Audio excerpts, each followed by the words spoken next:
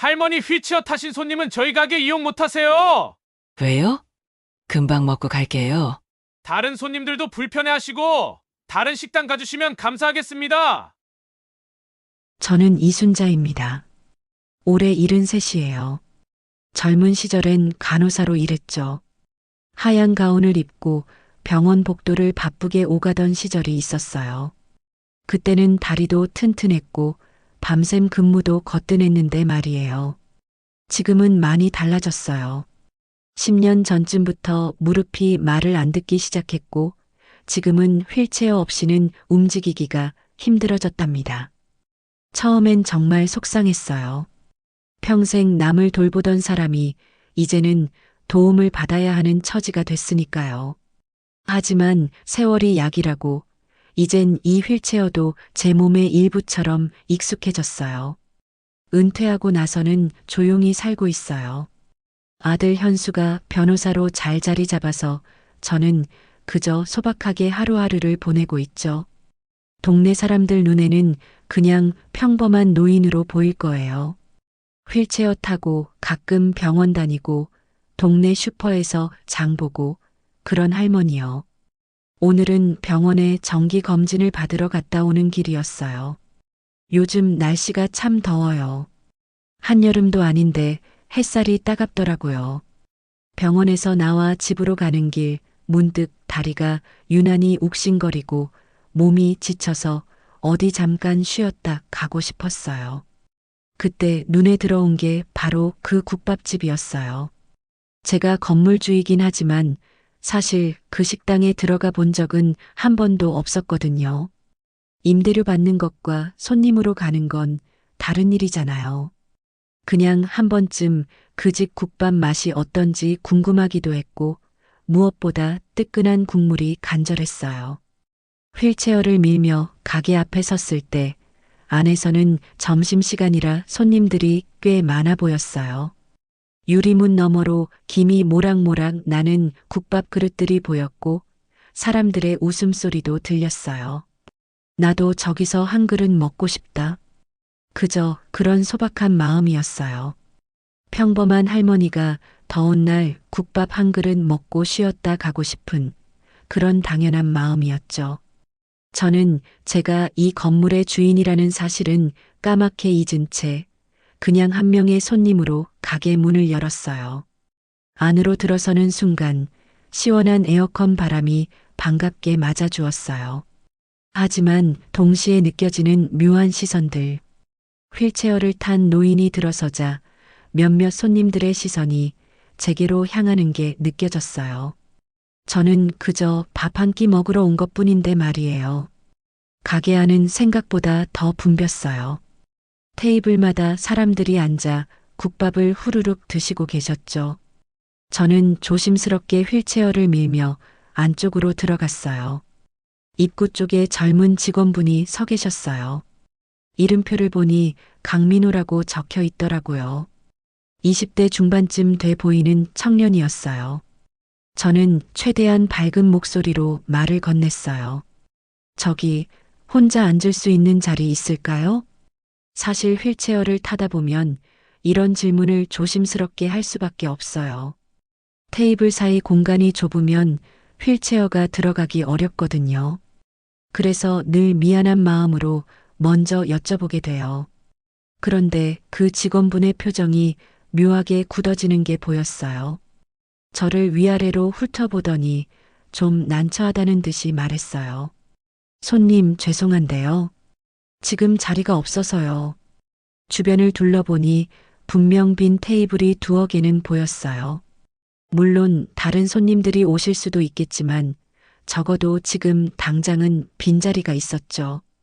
저는 조금 당황스러웠지만 그래도 정중하게 다시 물었어요. 저기 구석 자리는 괜찮지 않을까요? 제가 천천히 가면 될 것 같은데요. 직원분의 얼굴이 더 굳어졌어요. 그러더니 목소리를 좀 더 낮춰서 말했어요. 손님, 솔직히 말씀드리면요. 휠체어 때문에 다른 손님들이 불편해하실 수도 있고 저희도 혹시 무슨 일 생기면 책임지기가 어려워서요.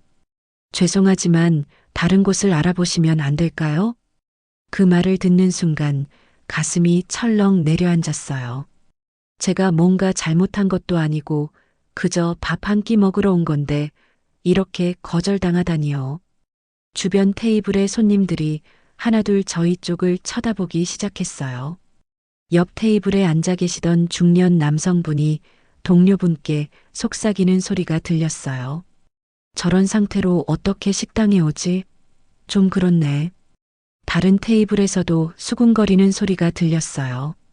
누군가는 혀를 차기도 했고요. 그 시선들이 온몸에 따끔하게 박히는 것 같았어요. 저는 평생 남을 돌보는 일을 했어요. 간호사로 일하면서 환자분들께 늘 따뜻하게 대하려고 노력했죠. 그런데 지금 제가 도움이 필요한 상황이 되니까 사람들은 저를 불편한 존재로 보는 거예요. 직원분은 제 대답을 기다리는 듯 서 있었고 주변의 시선은 점점 더 무거워졌어요. 저는 그 순간 뭐라고 말해야 할지 몰랐어요. 화를 내자니 괜히 시끄럽게 만들고 싶지 않았고 그냥 나가자니 너무 억울했어요. 가게 안쪽 구석 테이블에 앉아 계시던 30대 초반쯤 되어 보이는 여성분이 이쪽을 쳐다보고 계셨어요. 눈빛에 뭔가 미안함 같은 게 담겨 있었지만 그분도 선뜻 나서지는 못하시는 것 같았어요. 그저 안타까운 표정으로 바라보실 뿐이었죠. 에어컨 바람은 여전히 시원했지만 제 등에는 식은 땀이 흘렀어요. 더위를 피해 잠깐 쉬려고 들어온 곳에서 이렇게 서 있는 것 자체가 민망하고 괴로웠어요. 직원분이 다시 한번 말했어요. 손님, 정말 죄송한데 다른 곳 알아보시는 게 좋을 것 같습니다. 그 말투는 정중했지만 내용은 명확한 거절이었어요. 저는 휠체어를 탄 채로 그저 밥 한 끼 먹고 싶었을 뿐인데 말이에요. 저는 한동안 그 자리에 그냥 서 있었어요. 아니, 정확히는 휠체어에 앉아 있었죠.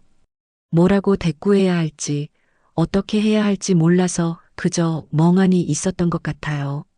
주변의 시선이 점점 더 부담스러워졌어요. 어떤 분은 대놓고 쳐다보고 어떤 분은 힐끗힐끗 보면서 옆 사람과 속삭이고요. 그 속삭임들이 다 제 이야기인 걸 알 수 있었어요.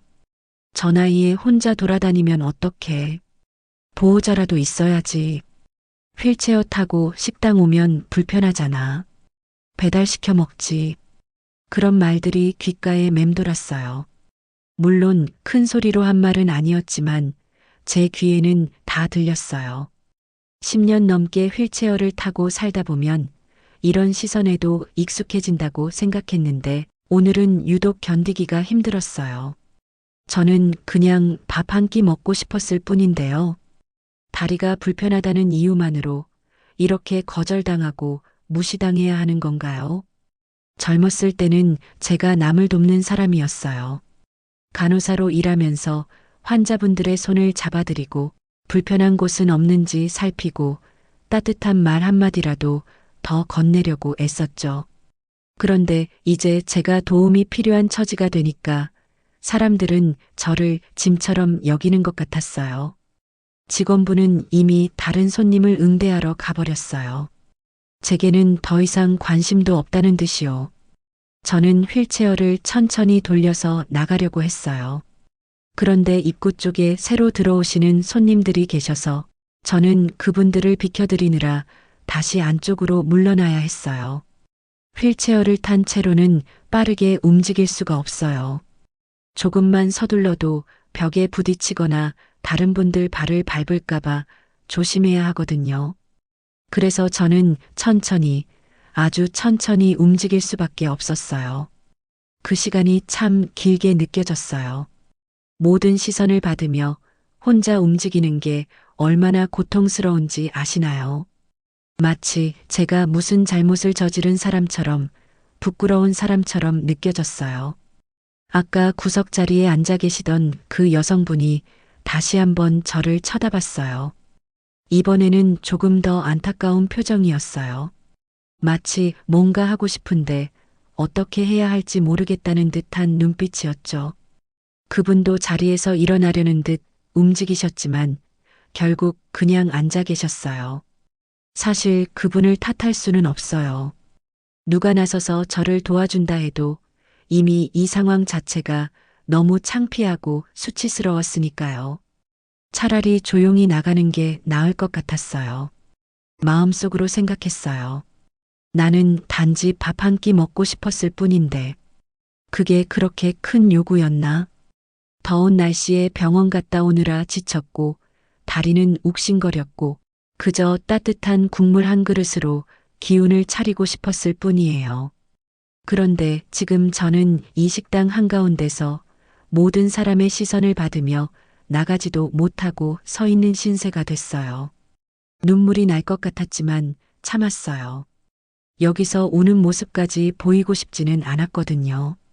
이미 충분히 초라해 보였을 테니까요. 직원분이 다시 이쪽으로 왔어요. 이번에는 조금 짜증 섞인 표정이었어요.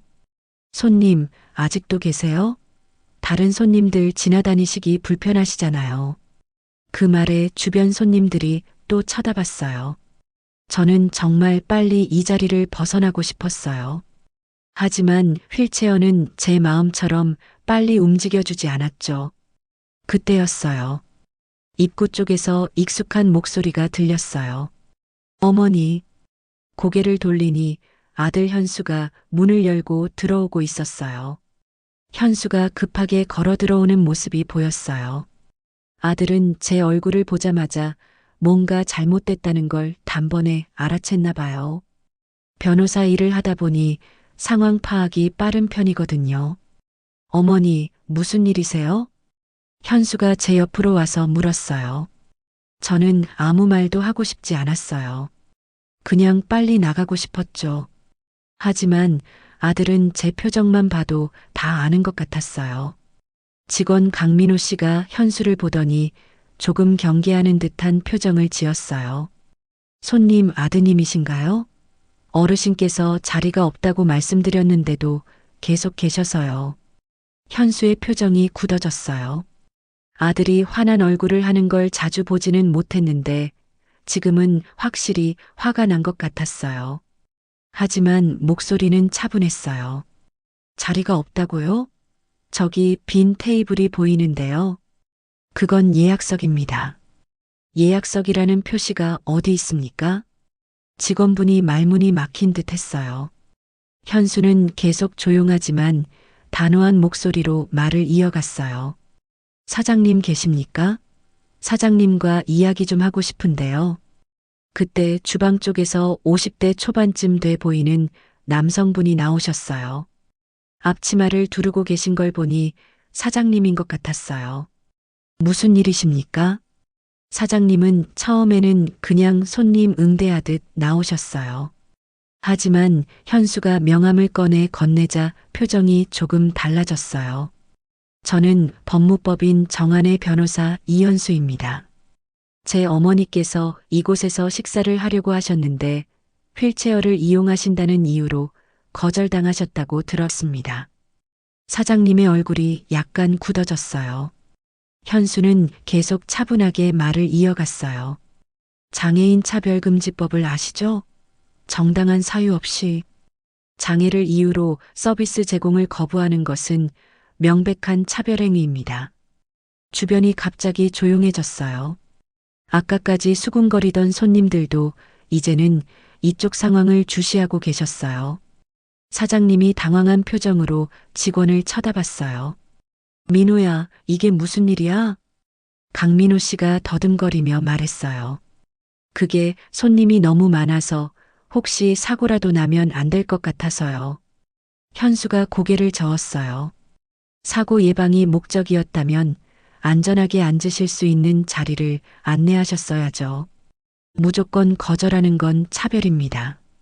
그때 구석에 앉아 계시던 그 여성분이 조용히 일어나셨어요. 그리고 우리 쪽으로 걸어오시더니 말씀하셨어요. 저도 처음부터 봤어요. 저 직원분이 빈자리가 있는데도 안 된다고 하셨어요. 저도 뭔가 이상하다고 느꼈습니다. 그 말에 사장님의 얼굴이 더 굳어졌어요. 현수는 사장님을 조용히 바라보며 말했어요. 그리고 한 가지 더 말씀드릴 게 있습니다. 혹시 이 건물의 소유주가 누군지 아십니까? 사장님이 고개를 갸우뚱했어요. 건물주요? 이순자 씨라고 알고 있는데요.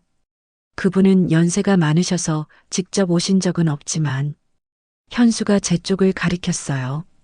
제 어머니가 이순자입니다.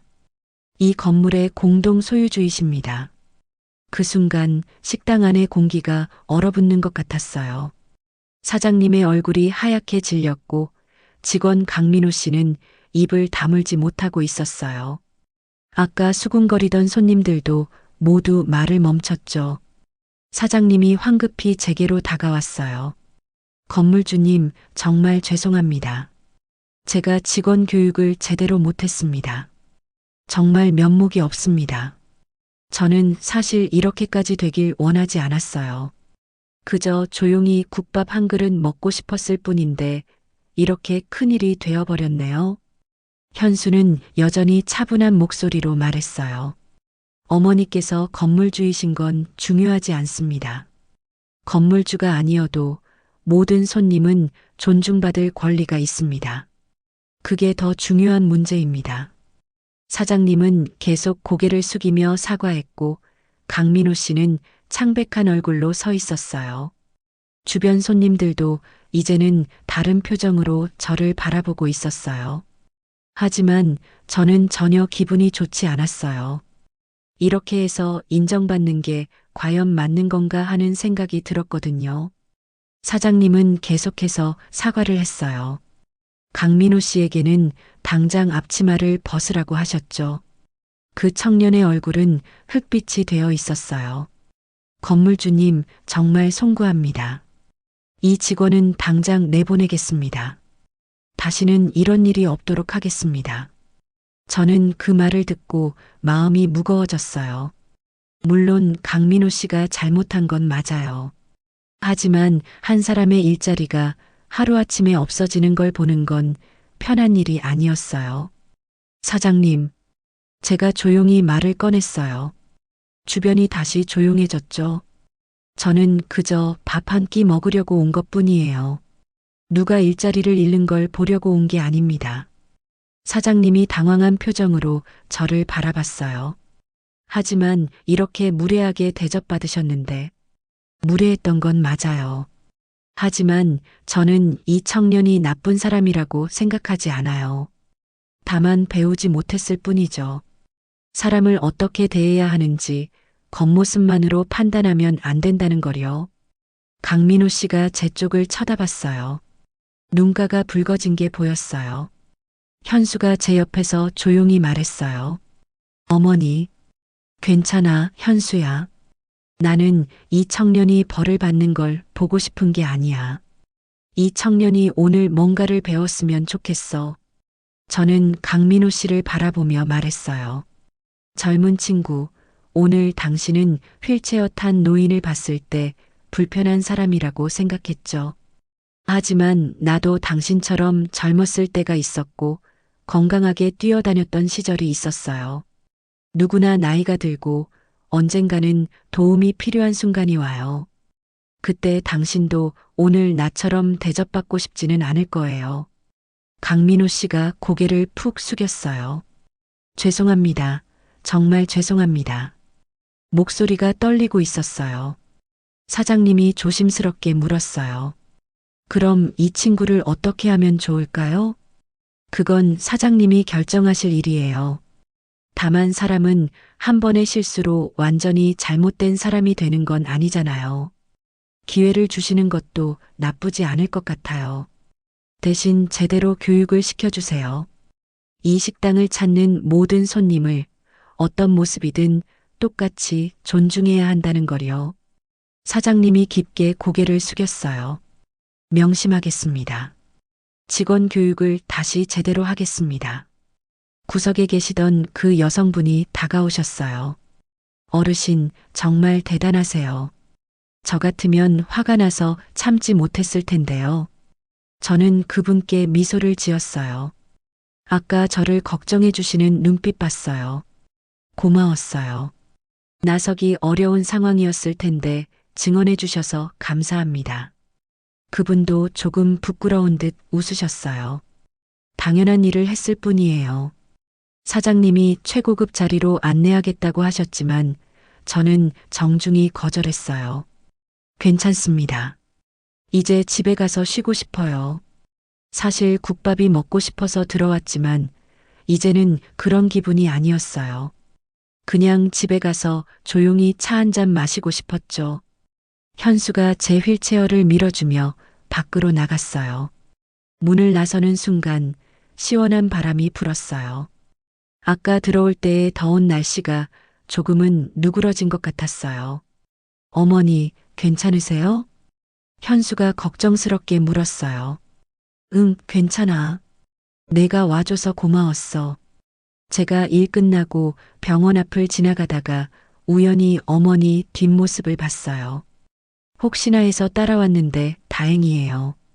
저는 아들의 손을 가만히 잡았어요. 현수야, 너는 좋은 사람이 됐구나. 어머니가 자랑스럽다.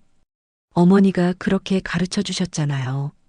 사람은 누구나 존중받아야 한다고요. 길을 걸으며 생각했어요.